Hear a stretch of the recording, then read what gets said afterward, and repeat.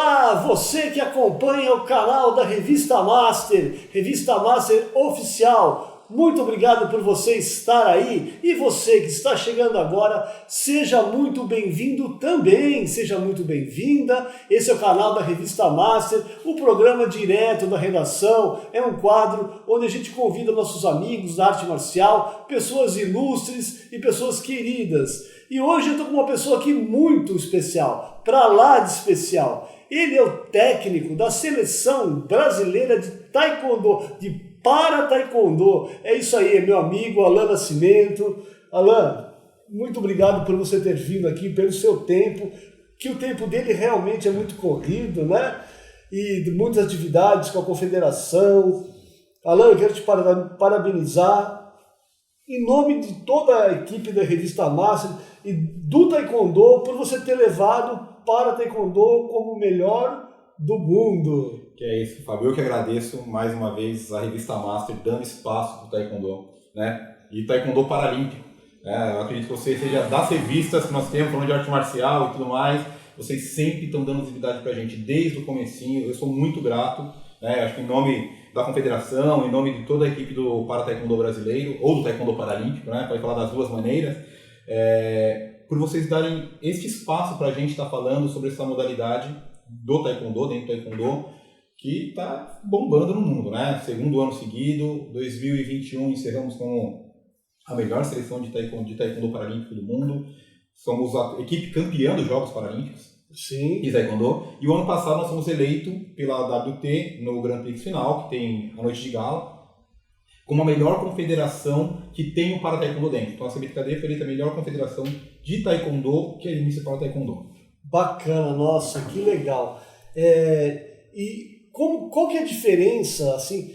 Bom, primeiro eu vou te perguntar o que te levou a você ingressar No para-taekwondo? No para-taekwondo. Vamos lá. Em 2013, eu fui convidado para tomar uma aula de água. Não, eu também tô com uma tosse, tô com a voz, tô afônico aqui. Em 2013, eu fui convidado para entrar no instituto chamado Instituto Alacós, um instituto que trabalha com pessoas com deficiência intelectual e pessoas com deficiência de maneira geral, principalmente com deficiência intelectual. Com a saída do mestre Lira trabalhava no instituto até então. Sim. Fui convidado para entrar para coordenar a equipe de taekwondo dentro do instituto. Então eu comecei a trabalhar com o taekwondo para pessoas com deficiência, o taekwondo inclusivo. Eu achei legal a gente falar sobre a diferença do taekwondo inclusivo, do taekwondo paralímpico, do para-taekwondo. Né? O taekwondo inclusivo é tudo aquilo que inclui qualquer pessoa de qualquer tipo de deficiência. O taekwondo paralímpico, especificamente, é de uma classe específica, tem outras classes, que são as classificações funcionais, que é para pessoas com deficiência em membro superior. Isso a gente pode falar um pouquinho mais para frente. Eu fui para trabalhar com o taekwondo inclusivo dentro do Alacós. E lá eu me apaixonei pelo trabalho. Né? A princípio, como eu falei, trabalhar com pessoas com deficiência intelectual, que só para as pessoas saberem, são as pessoas da classe P20, classificação dentro da classificação nacional do para-taekwondo é a classe P20. E me apaixonei pela sinceridade que eu enxergava, que eu não estava enxergando dentro do taekwondo convencional, dentro do grupo de alunos, enfim, com aquelas crianças e adolescentes e adultos que eu trabalhava com deficiência intelectual. Me apaixonei de bate-pronto, e a partir disso eu comecei a investigar e estudar um pouco mais, que era uma novidade, tanto é que é uma novidade até hoje, apesar da gente estar muito bem, como a gente falou agora no começo, é uma novidade ainda o taekwondo para pessoas com deficiência dentro do taekwondo. E naquela época era mais ainda, né? Tinha poucas pessoas que já tinham feito um trabalho com pessoas com deficiência. E eu comecei a pesquisar. E eu vi que não tinha nada para estudo, né? Para aquelas pessoas. E aí eu comecei a enxergar que existia um nicho de mercado. E foi quando eu descobri que o taekwondo estava para ser incluso nos Jogos Paralímpicos de Tóquio. Né? Estava tendo as reuniões, o taekwondo já tinha sido aprovado uma primeira vez e estava para ser mais uma vez para ser aprovado definitivamente. A partir desse momento, eu comecei a correr atrás de informação até que eu cheguei no Comitê Paralímpico. Naquele momento, através de um amigo e através do ex-prefeito falecido Bruno Covas, né? Cheguei no Comitê Paralímpico no presidente hoje, né? Que é o Misael Conrado. Naquele momento ele era o vice-presidente do Comitê Paralímpico, e nós começamos a desenvolver um trabalho, já que naquele momento não tinha ninguém querendo trabalhar com o Taekwondo Paralímpico, né? E ele precisava ter um entendimento que já tinha sido aceito naquela minha conversa para os Jogos de Tóquio. E eu comecei a desenvolver um trabalho lá dentro, e a partir daí é a história que a gente começa a saber. Aí convidei a Débora, que é a primeira atleta que veio treinar comigo, que tinha sido minha colega de faculdade, e ela reencontrei ela, tem uma deficiência meio superior, né, medalhista de prata nos Jogos Paralímpicos agora, veio treinar comigo e a gente começou um trabalho e aí a CBTKD assumiu o Para-Taekwondo no momento da mudança de gestão. Quando, na mudança de gestão, assumiu o presidente, o Júnior Marcelo, disse, não, nós vamos também defender o Para-Taekwondo. E quando eles assumiram, junto com o meu coordenador, que é o Rodrigo Ferla, eles me convidaram para ser o técnico da seleção naquele momento. Né? E aqui estou até hoje. Estou muito feliz com o trabalho que eu venho desenvolvendo, junto com a confederação, junto com a equipe multidisciplinar, sou eu, o Rodrigo, a Elisa, né, e todos os atletas. Tem os treinadores pessoais, que é importante a gente falar dos treinadores pessoais também. Sim. Né? Porque a gente, como técnico de seleção, a gente representa vários treinadores. Né? Represento o Adriano, represento o Denis, represento tantos outros, o Diego de Minas, represento tantos outros treinadores que têm atração à seleção. Representamos aqui o Rodney, que tem o Nathan Torquato. Então, a gente, como treinador técnico de seleção, a gente tem que ter essa visão, né? Que a gente representa outros treinadores e outros técnicos. E eu sou muito feliz de estar à frente, junto com o Rodrigo, né, na confederação, trazendo tantas histórias para o Brasil com o Para-Taekwondo. Né? Então, é isso. Eu acho que a gente tem bastante história para contar aí hoje. Muita história. E é difícil você gerir isso, né? Você... com a sua família, com o seu dojan, você viaja muito. Isso é uma batalha, porque, por exemplo, na época da pandemia, eu tinha feito uma conta. Meu filho nasceu em 2016. Quando começou a pandemia, de 2016 a 2020 foram 4 anos. Eu fiquei 2 anos e meio fora da minha casa. Então, quer dizer, convivi com meu filho até a pandemia 1 ano e meio. Né? Caramba! Então, assim, claro que não foi direto, foram vários momentos. Com a pandemia, deu uma diminuída nas viagens, por conta de toda a questão que nós vivemos. E o Para-Taekwondo voltou agora com uma força. O primeiro semestre, só o Brasil fez um evento. Nós fizemos agora Foi um evento que nós fizemos aqui no Brasil, não vou lembrar o nome agora. Sim. Tá? Foi o Pan-Americano, não foi o Pan-Americano, mas foi um campeonato que... Foi o Brasil Open de Taekwondo, que teve agora no Rio. Me desculpe a CBTKD, que eu esqueci o nome. Porque a gente está com falo a verdade, o Brasil está tendo uma visão no mundo, a gestão do Taekwondo Brasil tem uma visão muito boa pela WT e pela PATU. Tanto é que estão questionando a gente por que a gente não vai fazer outros eventos.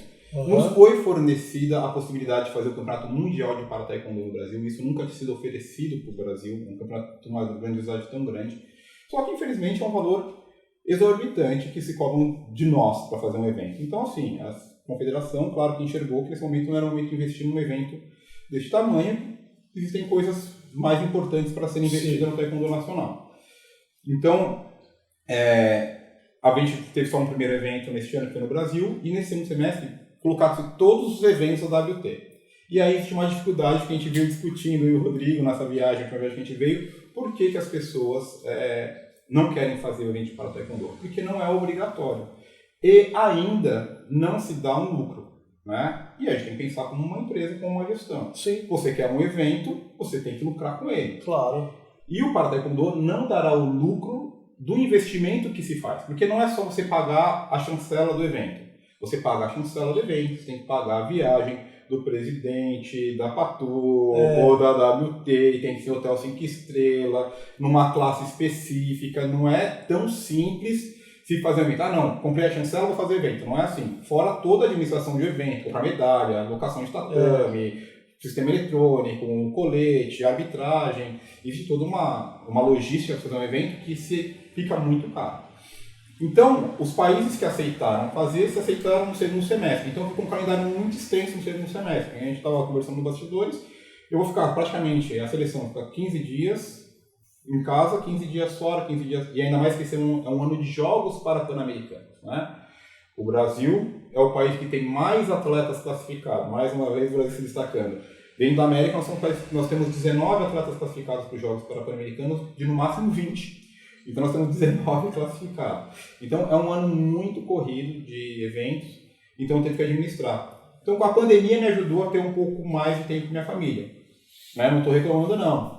Dá saudade, mas eu acho que em toda modalidade esportiva é essa característica. Se eu pensar o Bernardinho, quando você vê que o Bernardinho reclama disso, você vê o Tite reclama disso, todos os treinadores reclamam. Isso faz parte da profissão do treinador, né? Faz parte, vem no pacote do atleta, né? Não só do treinador, do atleta e da comissão técnica tá nessas viagens para trazer o melhor para o país.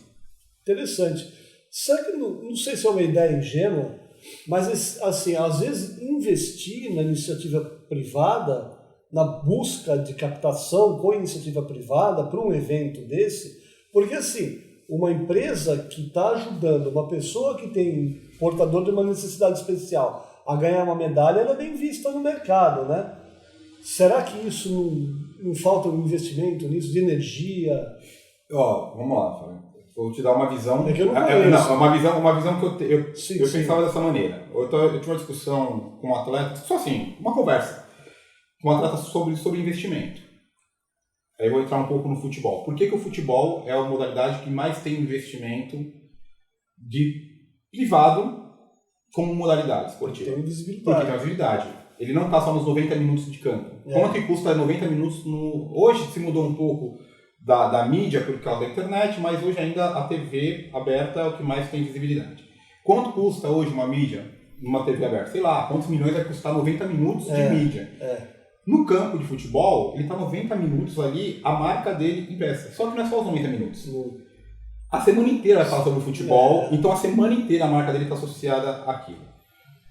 Um empresário tem que pensar que, normalmente o empresário não faz só por caridade ou só porque ele quer. Ele quer que a marca dele seja vinculada e visível a alguma coisa que assim, vou ter tantas impressões, eu vou estar sendo visto tantas mil vezes.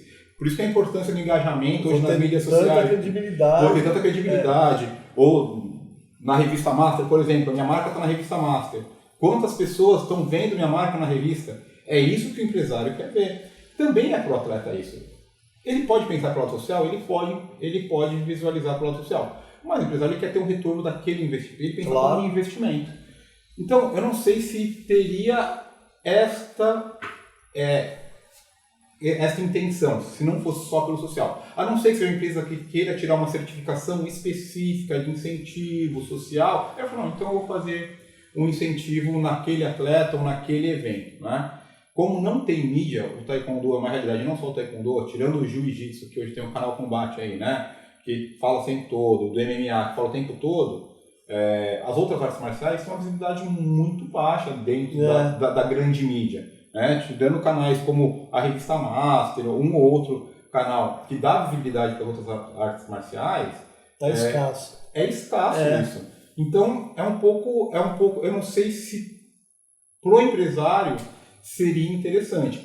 Apesar que a gente, se a gente for falar de investimento, nós temos as leis de incentivo e dá para fazer a captação. Só que, por exemplo, aí que está uma dificuldade. Eu escrevo num ano para poder captar para o próximo ano.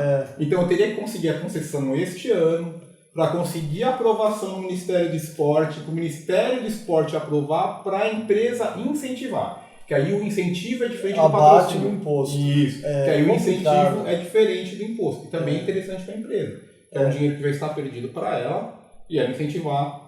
Mas dá para ser feito também através do incentivo. Toda longa caminhada começa no primeiro passo. Sim. O primeiro passo já foi dado. Qual é o primeiro passo? Ter essa visita. Hoje o Taekwondo Paralímpico é o melhor do mundo, o brasileiro. O melhor do mundo. Então, já é um primeiro passo, quem sabe, né? Sim. Mais uma pergunta, assim. Por exemplo, o professor de Taekwondo hoje, que nem você era antes, será que vale a pena ele começar a pensar em ter um aluno paralímpico, um aluno para poder ter mais visibilidade, para poder ingressar nesse universo? Eu acho que vale muito a pena estudar, né? Hoje existem vários, o Comitê Paralímpico dá vários cursos gratuitos para esporte, esporte paralímpico. Se você entrar, depois posso deixar, te mandar, você pode publicar aqui, que eu não vou lembrar agora o site direito, se não me engano, é a Academia Paralímpica, o site. Tem vários cursos gratuitos para ensinar profissionais que não sabem lidar com o esporte paralímpico a aprender a lidar com o esporte paralímpico. Claro que tem algumas modalidades que têm umas especificidades muito grandes, deficiências, né, para trabalho, mas é uma área para ser investida. Porque o que acontece? As pessoas associam muito a pessoa com deficiência à pobreza. Isso é um fato. Só que as pessoas esquecem que pessoa com deficiência, ela adquire deficiência.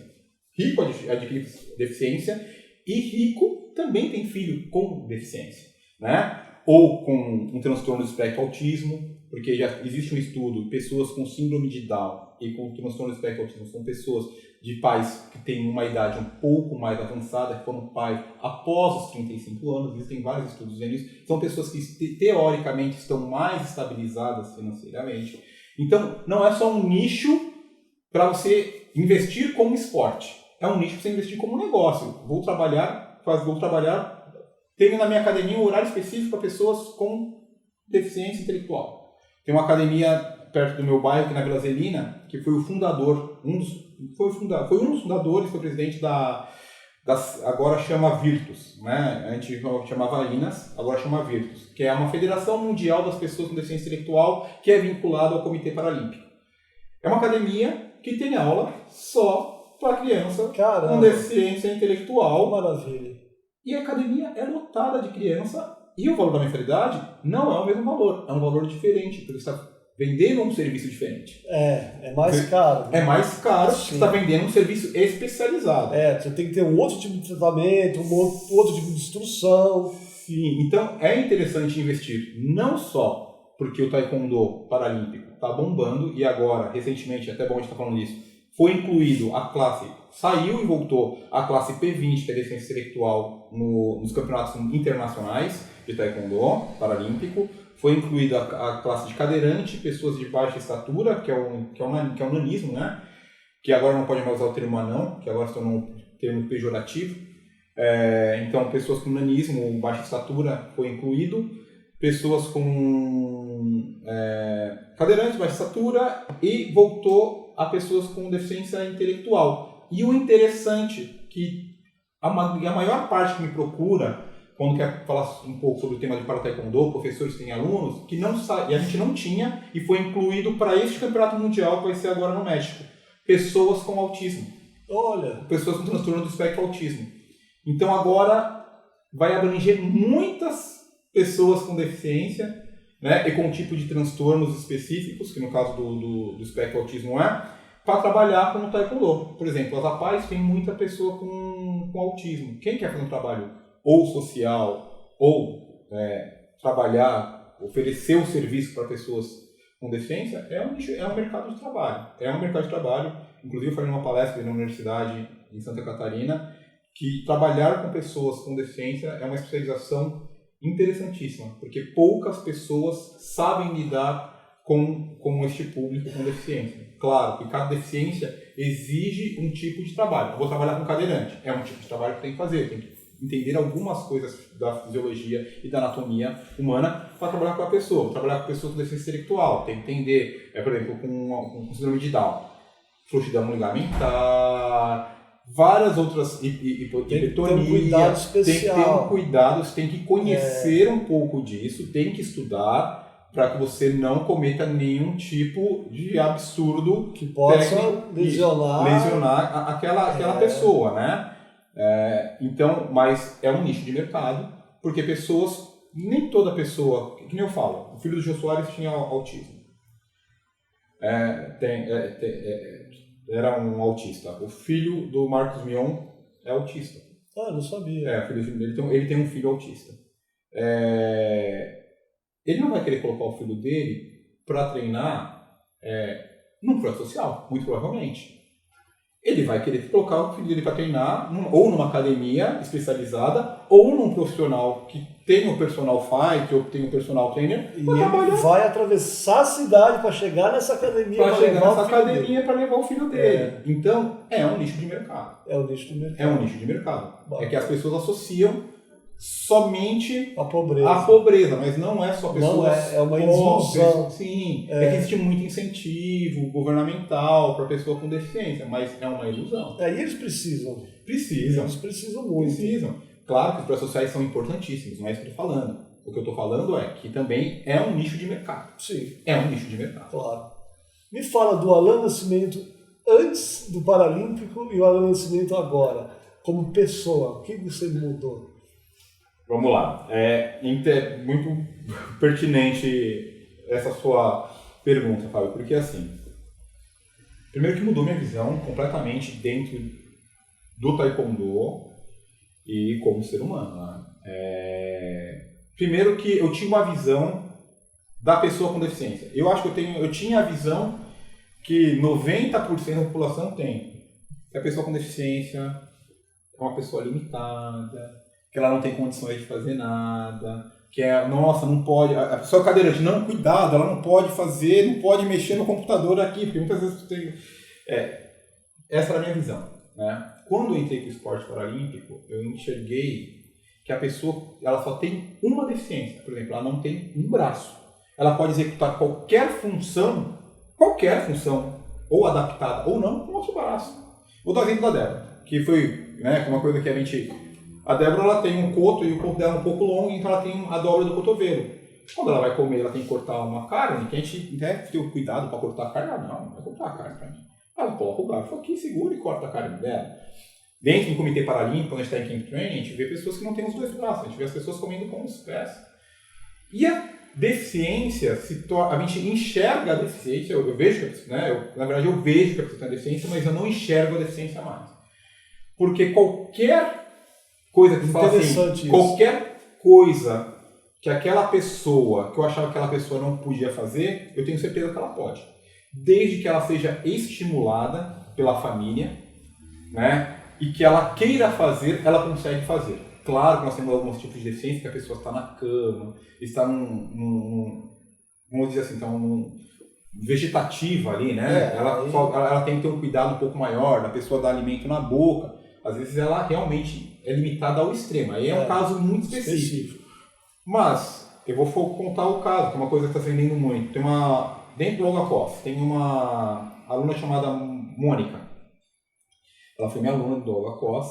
E o Wolf Koss, quando eu saí de lá, antes de eu sair, ele pediu para que tivesse uma criança com síndrome de Down para ser professora. Não vou entrar nos méritos porque ele queria aquilo, mas hoje tem uma professora com síndrome de Down dentro do Olga. Olha, que legal. E ela queria ser professora. Ela contou, chorando pra gente, que ela tinha saído do ensino, a gente estava lá num lugar chamado Cieja, Campo Limpo, que era uma escola de educação especial. Quando as pessoas falam que a pessoa, ele é especial por conta da educação especial, né?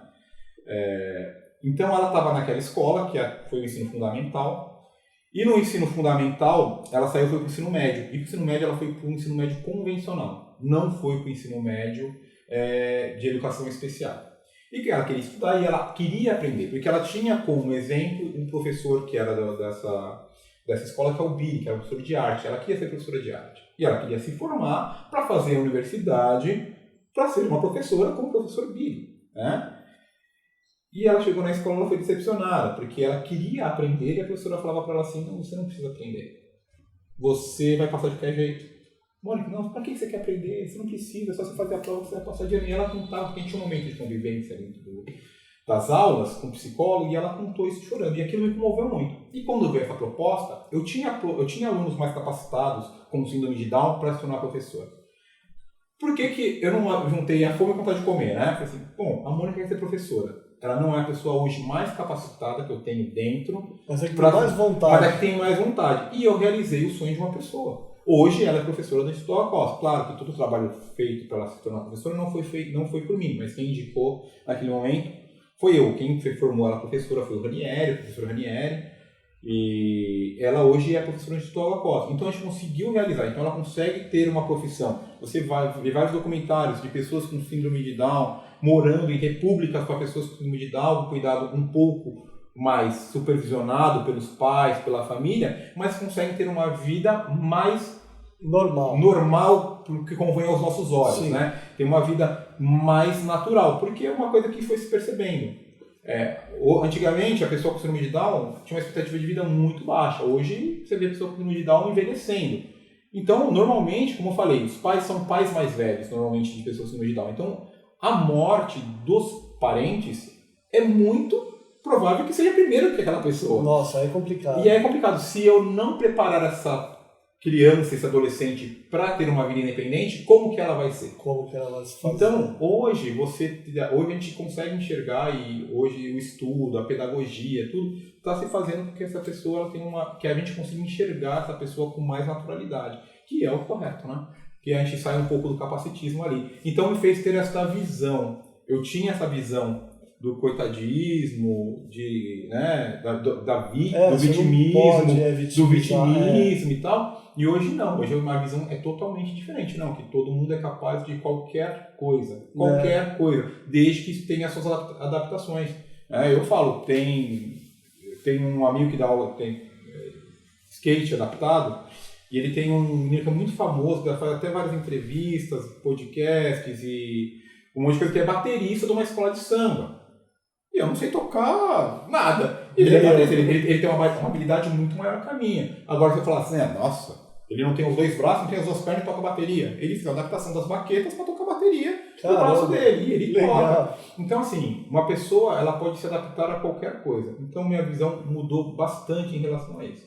E você, como ser humano, você sentiu uma evolução? Eu senti uma evolução neste sentido, eu senti muito, assim, muito mesmo, assim. Você enxergar o outro, né? Você para de enxergar a condição que aquela pessoa tem. Você enxerga através dela, você enxerga ela como pessoa. Não enxergar, a Silvana não tem um braço, né? Como atleta da seleção também. Não tem um braço. Nossa, Silvana, coitada da Silvana, né? Eu não consigo mais enxergar a deficiência. É isso que eu falo. Eu enxergo o ser humano antes da deficiência. Né? Hoje as pessoas, a grande maioria, enxerga primeiro a deficiência e depois o ser humano. Né? Me fez enxergar primeiro o ser humano, isso de uma maneira geral, tá? Não só o trabalho com para taekwondo fez enxergar o ser humano, mais o ser humano do que a pessoa, qualquer limitação que aquela pessoa tenha, ou julgar a pessoa antes de conhecê-la, porque a gente julga muito. E o paradesporto fez enxergar, vamos conhecer primeiro, saber quem é esse ser humano, para depois fazer um pré-julgamento, né? Ter o pré-conceito, né? Então isso me ajudou bastante. Bacana. E o taekwondo normal? Convencional. A gente dá o nome, isso é uma pergunta também que você fez, que as pessoas fazem. É esporte paralímpico e esporte convencional. O convencional. O convencional eu trabalho na minha academia, tenho um trabalho que foi também onde que eu mudei um pouco minha visão. Hoje eu trabalho mais com crianças, para a formação da base, até se ficar comigo como adulto, vou tornar atleta, mas o objetivo é como criança. Também trabalho com taekwondo convencional, muda um pouco o trabalho. Às vezes, quando eu estou trabalhando com convencional em quadra, eu tenho uma dificuldade porque as regras mudam. Hoje está mais parecida, né? Apesar de ser 3 rounds, o convencional, o taekwondo paralímpico ser um round único. Mas as regras estão bem parecidas, né? A única coisa que muda é que não pode chute na cabeça. O chute na cabeça dá cartão e dá até desclassificação. E dá falta e tudo mais. Entendi. Então, eu tive que fazer uma adaptação, então a mente tem que mudar um pouco, né? A mente tem que mudar um pouco na hora da quadra ali. Mas, assim, dá para se trabalhar os dois, ainda mais quando você trabalha com criança que não tem chute na cara. Hoje o infantil, como se tornou desde o ano passado, o infantil se tornou esporte competitivo a nível internacional, então estava dando chute na cabeça também. Uhum. Então estou tendo que me adaptar novamente por causa do infantil, pensando no competitivo. Sim. Pensando no competitivo. Ao rendimento. Mas a academia, para mim, é um negócio. Então, assim, pode ser que eu forme atleta, como formei recentemente um atleta para a seleção cadete, pode ser. Mas o para taekwondo é um trabalho diferente dentro da minha academia que eu tenho, das minhas aulas. A academia é um negócio. A gente tem que enxergar Sim, como sim, um negócio. claro. Não tem como enxergar como uma coisa social ou pensar só em formação de atleta. Porque se eu pensar só com formação de atleta, eu vou perder. Vai morrer de fome, vai perder o casamento. Vou perder o casamento, vou perder aluno. É. E pensando que eu tenho que agradar, como eu trabalho com criança, eu tenho que agradar a família. Claro, né? A gente está conversando aqui agora há pouco. Isso aí. Eu tenho que agradar a família. Não tenho que agradar, eu tenho que agradar também o meu aluno, mas principalmente a expectativa do pai. Eu tenho que cumprir com a expectativa do pai. Né? O aluno ali, a criança, ela gosta de tudo. Se faz uma brincadeira, faz uma parte recreativa, a criança vai gostar bastante do taekwondo. E o taekwondo das artes marciais, modéstia à parte, eu acho que é o mais atrativo para a criança. Que é o mais dinâmico, a criança chuta, pula, salta, defende. Então ela tem muitas capacidades motoras que atrai a criança ali. Então acho que para a criança você atrai. Então você tem que, do meu negócio, atrair mais a expectativa do pai, cumprir com a expectativa do pai do que da criança. Né? E para o segundo semestre aí, quais são os planos? Segundo semestre a gente está correndo, começou agora as competições. Nós fomos para 2 eventos agora, acabei de voltar. A gente foi para 2 campeonatos na França, foi para o Europa Open e para o... Como é o nome? É um evento que só tem lá, Solidarity Center Cup. É um campeonato que tem na França específico, então foi o segundo ano do Para-Taekwondo. Na Oceania a gente foi para a Austrália, a gente fez o Oceania Open, Austrália Open e o Presidente Cup da Austrália. Vamos ter uma fase de treinamento do dia 24 até o dia 30 de julho. Não sei se vai ser antes ou depois vai pro ar, mas vai ser do dia 24 ao dia 30 de julho no Centro Paralímpico. Ficamos 15 dias em casa, vamos para a Coreia, a gente vai para o Challenge, que vai ter lá. Nós não vamos levar toda a seleção, porque hoje, o Para-Taekwondo brasileiro, nós podemos levar no máximo 10 atletas para os Jogos Paralímpicos.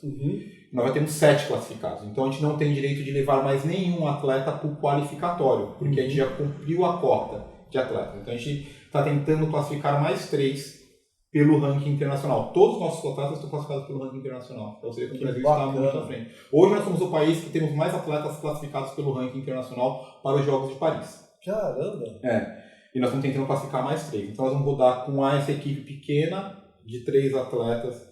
Nós vamos para Chuncheon, nesse challenge. Vamos sair de Chuncheon e vamos encontrar o restante da equipe no Grand Prix Paris. Então sai de Chuncheon, mais 15 dias viajando. A gente retorna, fica 15 dias no Brasil, vai para o Grand Prix do México, porque infelizmente ainda a gente tem um preconceito, mesmo dentro do Para-Taekwondo, dentro do Taekwondo mundial, nós temos um preconceito no Para-Taekwondo.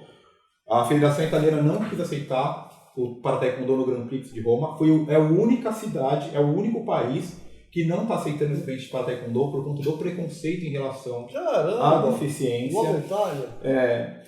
Na Itália não foi aceito, então Roma não teve o Para-Taekwondo. Em todos os outros Grand Prix vai ser o Taekwondo convencional com o Para-Taekwondo. Isso já está acontecendo desde o ano passado. O ano passado também não foi aceito o Para-Taekwondo em Roma. E esse ano de novo não foi aceito, então a gente vai fazer uma etapa só de Para-Taekwondo no México. Vai ser o Grand Prix de Para-Taekwondo, né? Essa etapa vai ser a primeira etapa, vai ser a segunda no caso. Para a gente vai ser a segunda, que seria a primeira. E o Mundial de Para-Taekwondo. Então nós vamos, aí vai para o México.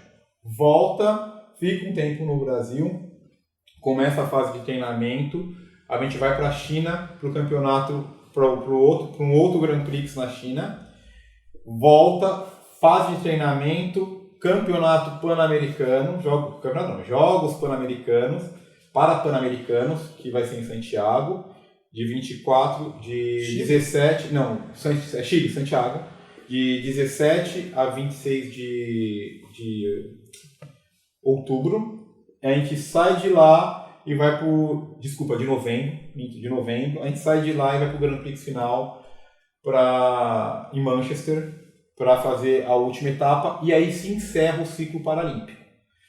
Que aí é uma questão que a gente vai saber quantos atletas nós conseguimos classificar para Paris ou não. Hoje, teoricamente, nós temos 7, que são os 6 melhores qualificados do ranking, os 6 melhores qualificados que vão. Hoje nós temos em 7 categorias, nós temos, das 10 categorias, nós temos 7 classificados, então nós temos uma grande chance de já irmos com esses 7 para Paris, classificando mais alguns dentre esses 3 que nós estamos levando. Esperamos que consigamos classificar os 3. Com certeza. Mas é uma tentativa, um investimento que a Confederação está fazendo junto com o Comitê Paralímpico, um investimento que a Confederação está fazendo para classificar mais 3 atletas. Então a gente está indo com uma equipe bem grande. Trouxemos 3 medalhas nos Jogos de Tóquio. Esperamos que nos Jogos de Paris a gente traga muito mais. Vamos falar dos jogos mais próximos. Trouxemos 8 medalhas nos Jogos 5 medalhas nos Jogos. Levamos 8 atletas em Santiago, ia falar no Chile, não. Em Lima, levamos 8 no Peru. Trouxemos 5 medalhas para o Brasil. Fomos o melhor time da América, junto com o México. Está aumentando. E agora nós vamos levar 19 de 20. Esperamos que a gente traga pelo menos 10. Né? Nossa expectativa é pelo menos 10 medalhas dessas, para dobrar o número de medalhas que nós trouxemos. E esperamos que a gente traga mais medalhas do que nós trouxemos em Paris. Trabalhamos para isso. Como eu falei, não é um trabalho só da equipe da seleção, né, mas a gente tem que levar em consideração o trabalho da equipe pessoal de todos esses atletas. Né?